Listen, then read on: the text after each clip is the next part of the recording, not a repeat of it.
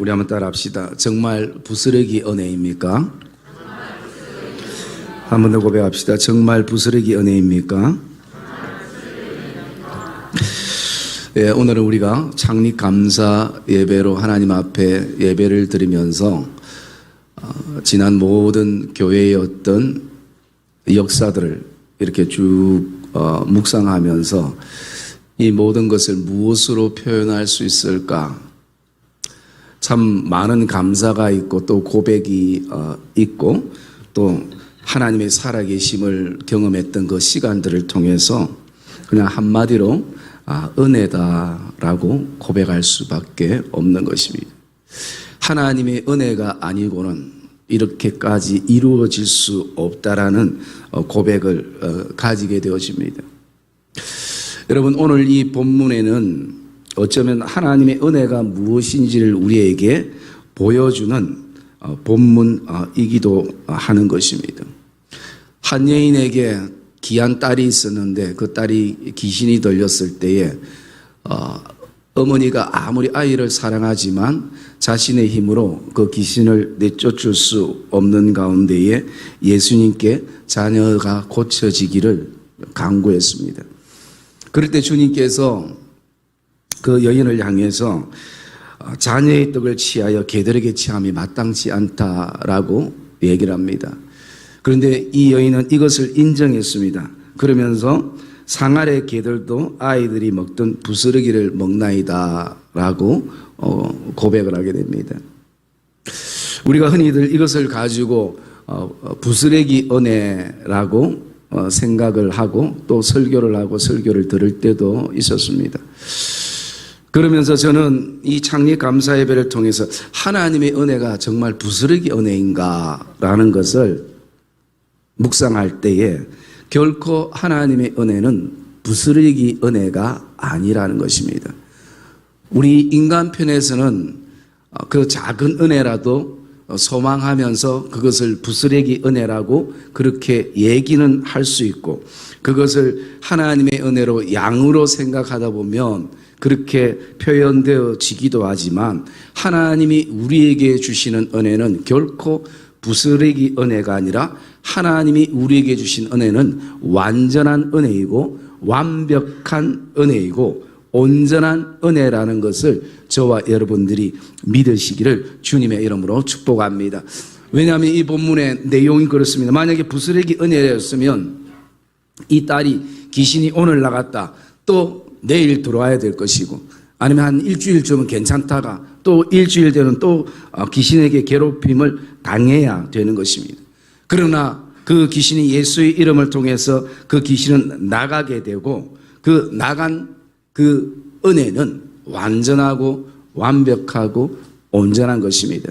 여러분이 창립 감사 예배를 통해서 우리의 어떤 사고 가운데 하나님의 은혜를 계속 양으로만 측정하다 보면 우리 안에 이런 어떤 마음들을 가지게 됩니다. 여러분이 창립 감사 예배를 하나님 앞에 드리면서 또 앞으로 저와 여러분의 믿음의 그 여정 안에 그리고 우리의 신앙의 걸음 안에 삶과 일터와 직장과 사업과 가게처의 모든 삶 안에 하나님이 내리시는 그 은혜는 완전하고 완벽하고 온전한 은혜라는 사실을 고백하기를 주의 이름으로 축복합니다. 하나님이 우리에게 주시는 은혜는 바로 그런 은혜인 것입니다. 그래서 저는 이 창립 감사 예배를 통해서 하나님께서 우리 교회와 성도들에게 어떤 은혜를 주셨는가라는 것을 현실적인 것을 좀 나누기를 원합니다. 여러분 개인적인 어떤 은혜도 있겠지만요. 교회적인 은혜를 생각할 때 첫째는 뭐냐면 하나님께서 우리 교회를 이 46년 동안 존속해 하신 은혜라는 것입니다. 여러분 이 시대는 은행도 있다가 통합하거나 없어지는 시대고 회사뿐만 아니라 학교도 있다가 없어지는 그런 시대 속에 우리가 살아갑니다. 뿐만 아니라 가슴 아프게 교회도 있다가 없어지는 교회들도 있는 시대 속에 삽니다. 그러나 교회가 크든 작든 이 46년이라는 이 긴 시간 동안 교회가 존속한다는 것. 제가 초등학교 2학년 때 이 용호동에 들어와서 지금까지 나이가 30몇 살 될 때까지 지금까지 이렇게 존속하고 있는 것도 하나님의 은혜고, 내가 졸업한 교회가 있다는 것, 지금 동일하게 출석한 교회가 있다는 것, 이 자체가 너무나 큰 은혜인 것입니다. 여러분, 교회뿐만 아니라 어린이집도 마찬가지입니다. 물론 옛날에는 성교원이었습니다만 그 성교원이 지금 42년 넘게 교회가 존속하고 어린이집이 존속한다는 것은 참 큰 은혜인 것입니다. 왜냐하면 용호동에 그 어린이집도 많이 교회가 운영하는 어린이집들이 많으시지만 지금은 우리 교회밖에 없는 것이. 그리고 거기에 참 많은 또 아이들이 복음과 함께 자라났던, 그리고 지금도 자라나고 있는, 여러분, 그래서 저와 여러분들이 근본적으로 하나님께서 오늘도 이 교회를 존속해 하신 은혜에 감사가 되기를 주님의 이름으로 축복합니다. 두 번째, 하나님께서 우리 교회에 어떤 은혜를 주셨냐면 우리 교회는 참 좋은 장로님들이 계십니다. 그래서 그 장로님들의 헌신과 희생과 정말 묵묵히 섬기는 그 믿음의 본을 통해서 교회가 이렇게 존속되는 또 하나의 이유가 되는 것입니다. 장로님들이 저희 부족함을 채워주고 저희 연약함을 세워주는 그런 시간들. 사실은 저는 다른 교회에서도 이렇게 사역을 많이 해봤습니다만, 사역할 때에 목사님과 장로님들의 그 알력 힘싸움에 성도들이 많은 고통과 어려움을 가지는 모습들을 많이 보았습니다. 여러분, 한 교회에 이 46년의 시간 속에 담임 목사가 두 번째라는 것은 정말 흔하지 않는 교회인 것이, 그것은 목사가 잘해서가 아니라 목사의 연약한 부분들을 장로님들이 잘 섬겨주고 권사님들이 섬겨주고 기도해 주는 그런 동력자들이 있기 때문인 것이. 그게 없으면 사실은 불가능한 것이. 여러분, 집에도 마찬가지입니다. 아버지하고 어머니가 계속 싸우면요, 고통은 누가 받냐면 정서적으로 두려움과 고통은 자녀들이 받는 것이. 그래서 자녀들이 집에 들어가기를 싫어하는 것입니다. 여러분, 목회자와 장로의 어떤 끊임없는 그 힘겨루기 때문에 성도들은 그 사이에 정말 교회를 사랑하는데도 교회에 오기가 싫을 때가 있는 것입니다. 그래서 그런 어떤 아름다운 장로님들의 그 섬김과 권사님들의, 집사님들의 섬김을 통해서 교회가 이렇게 존속되는 것에 대해서 참 감사한 부분인 것입니다. 세 번째로 하나님께서 우리 교회에 어떤 은혜를 주셨는가 보면요, 교회에 문제가 일어나고 문제가 생겨도 성도들이 호들갑을 떨지 않는다라는 것입니다. 여러분, 이것은 굉장히 중요한 것입니다. 왜냐하면 그 호들갑을 떨 때 작은 문제도 번지고 크게 생각되어지고 그 속에 상처와 아픔을 가지는 사람들이 많이 있을 수 있는데, 우리 성도들 안에, 교회 안에 여러 가지 어떤 우리가 기도 가운데 해결해야 될 문제가 생겨도 호들갑 떨지 않고 묵묵히 기도하는 성도들이 더 많이 있다는 것입니다. 그래서 여러분, 우리 교회는 어쩌면 목사가 없어도 정말 잘 돌아갈 수 있는 교회인 것이. 어떤 교회는 목사가 없으면 아무것도 못하는 교회들이 있을 수 있는 것이. 또 그것을 목사가 아주 자신의 존재감을 생각하면서 그것을 굉장히 즐기는 그런 교회도 있을 수 있는, 그건 잘못된 것이. 그렇기 때문에 오늘 우리 교회의 어떤 장점은 어떤 시련과 또 문제가 생겨도 그것 때문에 호들갑 떠는 사람들이 아니라, 말을 번지게 하는 사람들이 아니라 묵묵히 하나님 앞에 나가는 것, 그것이 참 큰 은혜인 것입니다. 그리고 네 번째, 우리 교회는 하나님께서 어떤 은혜를 주셨는가, 그것은요, 여러분, 어른들은 말할 것도 없지만 여러분, 청년들이 한 80% 이상이 하나님 앞에 11조를 드리는 교회인 것이. 여러분, 그게 굉장히 쉬운 것 같아도 쉽지 않습니다. 청년들이 그 정도 헌신을 하나님 앞에 하는 그런 교회. 그리고 우리 교회 모든 헌금의 그 재정의 프로테지 가운데 선교나 개척교회나 기관을 돕고 구제하는 그 밖으로 나가는 금액이 우리 전체 재정의 14%가 되어지는 것입니다. 14%가 어디만큼인지 알 수가 없어가지고 뭐. 여러분 예를 들어서 우리 교회가 재정이 만약에 예산이 3억이다. 그러면 최소한 한 3,500 이상은 1년에 우리가 바깥으로 흘러보낸 것이. 여러분 교회를 조사하는 리서치에서 교회마다 한 교회 재정의 5%만 밖으로 써도 건강한 교회라고 얘기합니다. 그런데 우리는 5% 이상이 되어진 것. 그것은 여러분 그냥 뭐 목사가 계획을 세우고 목사가 막 억지로 해서 되는 것이겠습니까? 결코 아닌 것이. 성도들의 정말 헌신과 사랑과 선교를 향한 섬김이 있기 때문에 그것이 가능한 것입니다. 그리고 5번째는요, 우리 성도들은 자신이 맡은 섬김의 자리에서 누가 봐주든 봐주지 않든 목사가 칭찬하든 칭찬하지 않든 그 섬김의 자리를 잘 기쁨으로 섬긴다는 것입니다. 일일이 목사가 이거 하라 저거 하라 그리고 했는지 안 했는지 확인할 필요가 없는 것입니다. 언제든지 자기의 섬김의 자리에서 그 역할들을 잘 감당하고 보면 그것을 다 해놓은 것입니다. 기도의 자리도 마찬가지입니다. 새벽에 와서 기도하는 성도들이 있고 또 낮에 와서 기도하는 성도들이 있고 또 밤새 하나님 앞에 기도하는 성도들, 그 기도의 자리를 지키며 나가는 그 교회가 바로 저와 여러분들이 섬기고 헌신하는 바로 우리 교회라는 것이. 그리고 마지막 6번째로는요, 하나님이 우리에게 어떤 은혜를 주셨는가? 지금 우리가 함께 이 자리에 있는 은혜를 주신 것입니다. 여러분 옆에 분들 한번 보십시오. 뭐 잘생겼든 못생겼든 인물 보는 것이 아니라 그리고 한번 고백합시다. 성도님, 지금까지 우리 함께 있는 것이 축복이고 은혜입니다.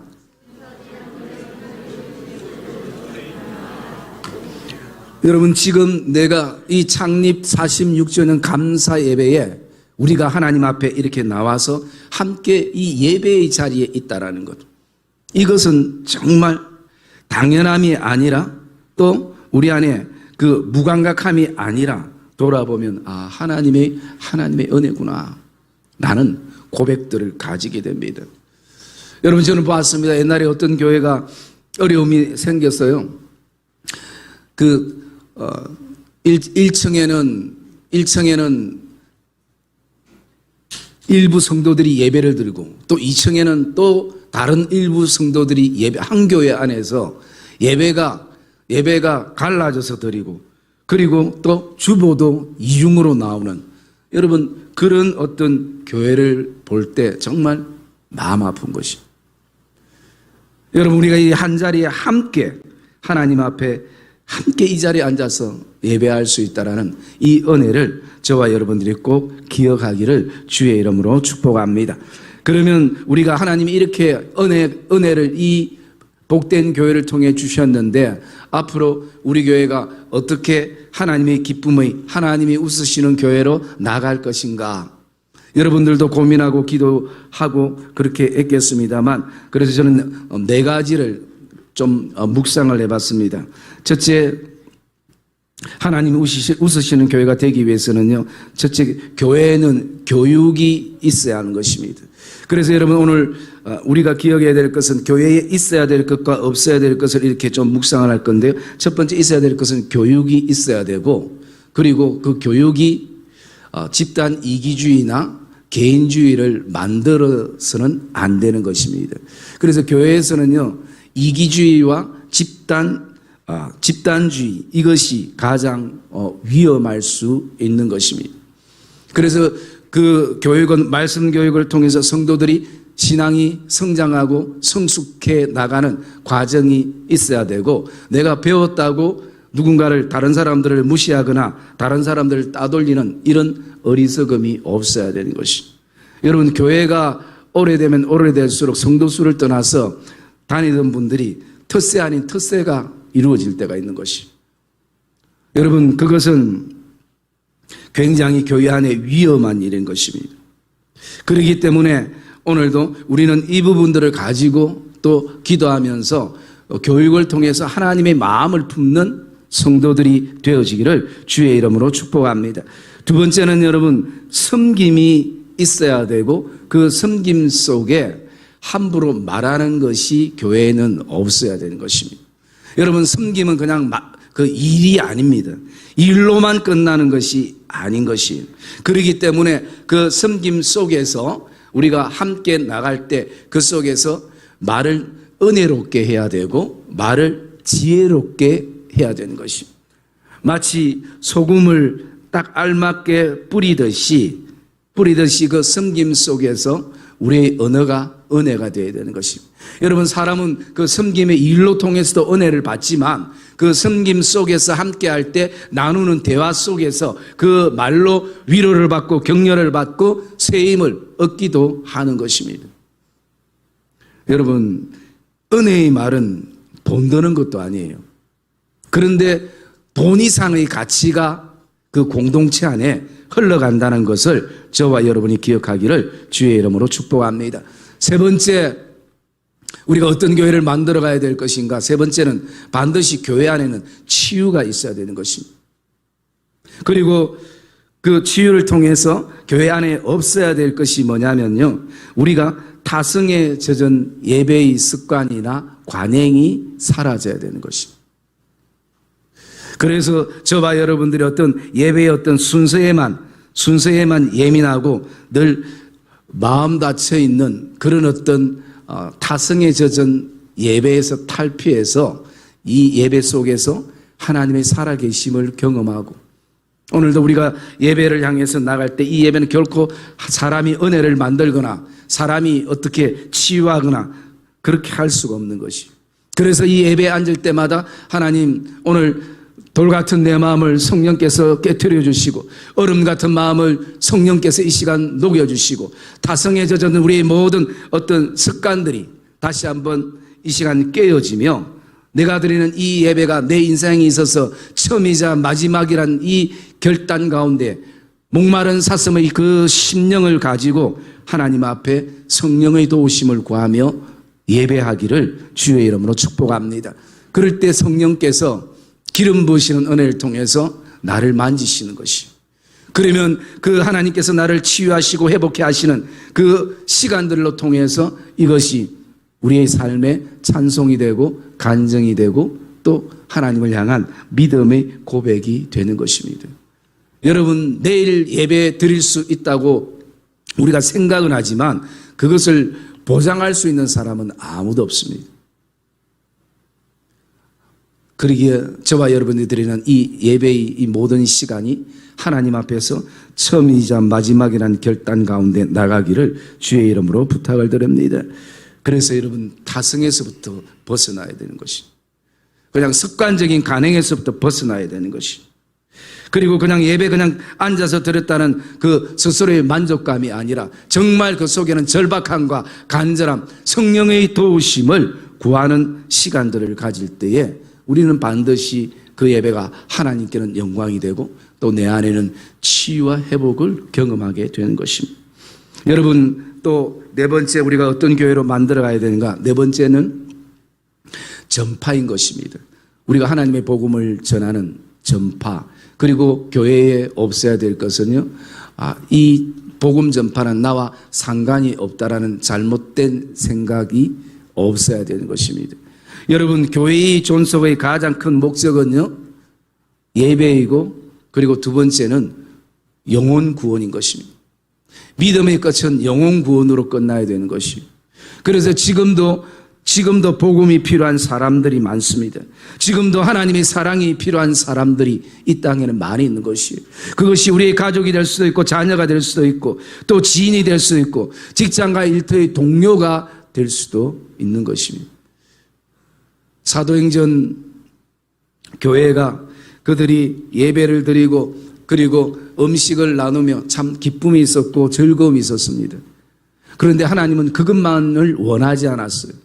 그래서 사도 바울을 통해서 교회를 핍박하면서 사람들이 흩어지면서 이제 하나님의 복음을 전하기 시작했고 각 지역에 교회가 세워지기 시작했습니다. 여러분, 우리 교회도 마찬가지입니다. 우리 교회도 우리가 즐겁게 예배드리고 감사하게 예배드리고 성도들과 교제하고 하는 이것으로만 끝나는 것이 아니라 오늘 우리의 그 신앙의 끝은 한 영혼을 주께 돌아오게 하는 것입니다. 한 영혼을 살리는 데 목적이 있는 것입니다.